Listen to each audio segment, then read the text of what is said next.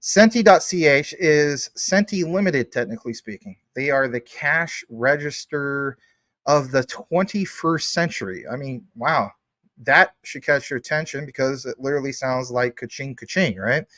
But basically, they are the cash register of the 21st century together with all your other payment options on a single integrated device. Not a lot of followers, but that's not the point. How many times have we seen examples where, you know, something that's a big deal doesn't really have a big following, kind of flies on the radar? Is this another example? Let's jump into it. So CH Centi, like I pointed out, makes world record with its fast, secure, stable coin tech on public BSV blockchain at Finovate Europe 2024 in London. Now, hear me out. A lot of talk about stable coins lately, is there not? Is this perfect timing? I mean, say what you want. Some people feel as though, it's just all coincidence. No, it's not just coincidence. You know, these bigger players, especially when it comes to payments, are all, having a strategy on how they're going to go about, the near future that's coming up in regards to payments. And you better believe that there's going to be ones that, of course, stand out. And for me, I get the whole concept about, as you guys would say, like fake Toshi and stuff like that. But for me, I'm betting on the tech. Again, IBM, I can't dismiss that. Visa, MasterCard, can't dismiss that. And this is another one that I can't dismiss, because at the end of the day, it is about the tech and it should be about the tech, right? So in an unprecedented display at Finovate London, Centi AG has set a new world record by processing, yeah, you read that right, over 1 million micropayments within just 24 hours, with each payment valued at precisely 1 cent, utilizing their proprietary stablecoin tokens on a public BSV blockchain. That's pretty big news in my eyes, and that's why I wanted to bring it to you guys. Say what you want, a lot of talk about stablecoins today, obviously with Ripple's XRP and so on, but this is from the BSV point of view, right? So this milestone not only demonstrates near zero transaction costs, but also the superior speed and scalability of Centi's innovative tech, firmly establishing their leadership in the micro payment domain. I'm going to blow this up so you can see this a little bit bigger. I'm going to take myself out of the screen, and what you'll see here is some of this stuff. So you do see that there's some big players here, obviously. FinTech Core devs. You have, for example, some of these other names. Maybe you're familiar with them, maybe you're not. But getting more into this, Centi Finovate Europe, probably not pronouncing that right. And of course, they cite BSV. Well, is this that big of a deal? I really think it is. I really, really think it is. And the reason why is when we go to the citation and you go over to informaconnect.com/Finovate Europe, well, look what it mentions. On the 25th through the 26th of February 2025, you will see that there's some big things going to happen. What exactly are they?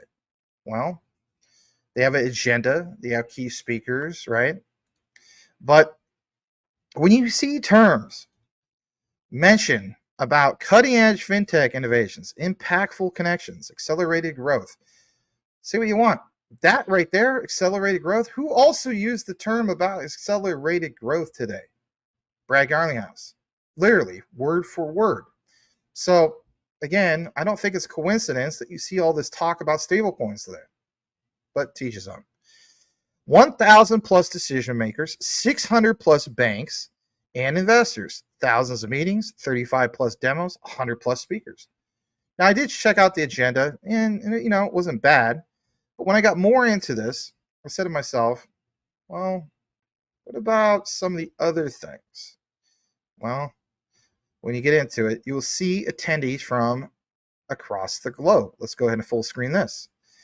And getting into this, look how you see this little graph, if you will. Notice how the UK basically dominates. Say what you want. When we get to the quant segment, you know, the United Kingdom has so many things going on when it comes to, their infrastructure and how they are getting, the blueprints, or I should say, already got the blueprints going for, you know, digital commerce, if you will. But look at this for a second. You have the UK attendees by region. Most of these guys are always from the UK. And say what you want when we get to even the quant segment. You know, all origins always point to Bank of England, the BIS. But this is of course BSV. And of course, even when it comes to North America, very, very small sliver, right? Anyway, thought I'd point some of that out.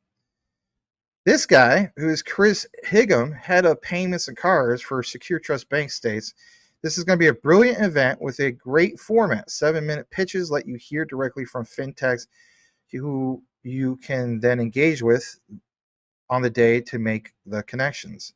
My key thing for all of you guys is recognizing that there's going to be a lot of big players here and a lot of venture money here.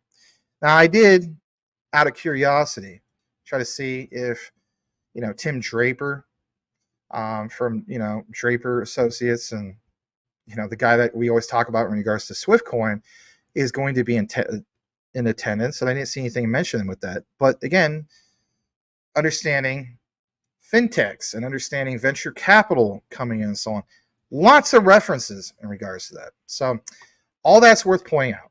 In conclusion, I want to share my own little 2 cents with you. So this whole thing about the topic, the breaking news that we shared earlier about Centi'S Limited making this world record with its fast, secure, stable coin tech on, of course, BSV's blockchain. Well, it's an unprecedented display at, of course, Finovate London.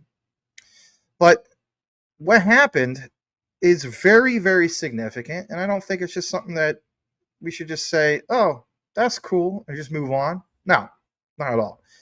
There's literally 3 things that stood out for me that was significant. Number 1, let's get into that.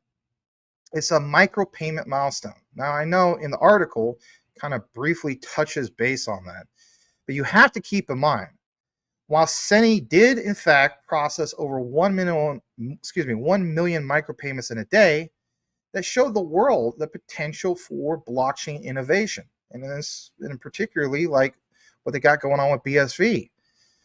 To be able to handle a large volume of these very small transactions, let's face it, it is game changer, and it also lets us know that it's not just Ripple, and it's not just Stellar, and some of these other ones that always get mentioned.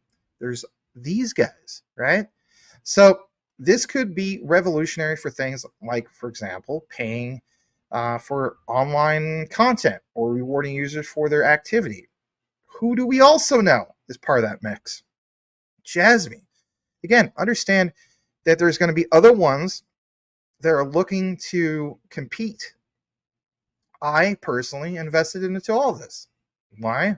Because if we talk about the fear of missing out, that would be one of the biggest examples. Now, of course, a lot of people are not bored with this, and I get that. But for me, the other thing I want to get into, number 2 thing that's significant, is that this in itself creates a thing called near zero transactions. Now, what is one example we've already seen that we boasted about and shared on this channel? It's Stellar, in regards to them boasting about what they do with stablecoins. Again, within the last 2-3 months, lots of talk about stablecoins. So just in case you never saw that segment, I'll catch you up. Stellar did boast the whole notion that, hey, we have proof we can transfer 10 million in USDC, a circle, formerly known as Stellar USDC, and the transaction cost is only 0.5 zeros and a 1. And they also have this slogan, and maybe they'll keep sharing it, and that basically is from Denell Dixon. It shouldn't cost money to send money, right? And I think, if anything, Stellar is going to win that race, if you want to call it that, as far as being the cheapest of them all. But what about the fastest of them all? So, can you have a combination of being the fastest and nearly close to what Stellar does as far as being the cheapest? Well, maybe that is what makes BSV also stand out among a whole slew of things. But the whole notion of having near zero transaction costs is huge. The fact that Centi was able to achieve this with near zero transaction costs should catch your attention, because it's another big advantage of, like, the competition and who's doing what and where they're doing it and who they're sharing that with. In this case, London with fintechs and VCs. Say what you want. We have our narrative of what is a big deal, and they have their narrative. And their narrative states there's a lot of VCs paying attention to this. So I rather pay attention to what the big money is compared to, no offense, a retail narrative. Traditional financial systems, guys, have always, or I should say often, have had high fees, of course, for microtransactions. That's a true statement. But you have to keep in mind the traditional method will make them outdated and impractical. The third thing, which everybody for the most part understands, stands out for BSV, and let's be honest, even for all the haters that just want to have people focus on the whole idea of Satoshi being a charlatan, they can't get over the tech. And for me, I rather put the focus on the tech. So what am I talking about? It's the scalability of BSV. This whole thing about Centi, you better believe it is a huge achievement, and it shouldn't be dismissed. So this achievement being done on the public BSV blockchain definitely suggests that BSV in itself can handle a high volume of transactions without sacrificing speed or efficiency. Say what you want, even though some people love Solana, they have the speed, but sometimes they don't have the efficiency. Now, maybe going into the future, they saw that, and I'll have to research that more myself. And this is no bash on Solana. I think Solana overall is pretty solid. But you have to keep in mind, this whole thing with BSV and Centi is a major selling point for the BSV blockchain platform. Do we have other examples? And if anything, when we get to this particular conference that's going to happen, and BSV is at front row center with all these other institutions and VCs that don't represent us as in retail, well, do people FOMO into BSV then? And if so, how much will be worth then? For me, I've always been consistent about this. I'd rather take a chance on this at these prices than to be wrong in the future because I gave into a narrative. Now, in closing, I want to talk about two last things. For BSV moving forward, you have to understand it's going to create two main things. Let's get into this before we close it out. It's going to create increased adoption. Isn't that the whole point? If BSV can be established as a fast, secure, and scalable platform for micropayments, it could lead to wider adoption of BSV for other purposes as well. Oh, I didn't think about that. Again, guys, don't get the tunnel vision. Understand, when we talk about ecosystems, it means just that. There's a whole slew of other use cases. What about validation on the BSV network, or the technology in itself? This in itself, this real world use case, does very well demonstrate the potential of BSV's technical capabilities. In a nutshell, Centi's achievement is in fact a very positive development for BSV and could help solidify its position as what? A leading blockchain platform. This is why so many people understand BSV will always pound their chest and not give in to any FUD whatsoever when it comes to BSV. And I will point this out, and I've said it once and I'll say it again. Have you noticed when it comes to other particular projects, you see a lot of people get flooded out? But there's a lot of smart people also who are part of the BSV army, and you don't really see them getting shaken out. It'd be interesting to see the ratio in regards to long-term holders versus other particular blockchains, right? And we've done these comparing and contrasting before. Heck, we've done it with, for example, Swift coin. Shows that, like, 90, it's like a 90% hold. I would like to in the future, and maybe I could do it now, but I'd rather get into the next particular segment because I don't want to make this a big, long, deep dive. But it would be interesting to see some of those particular ratios.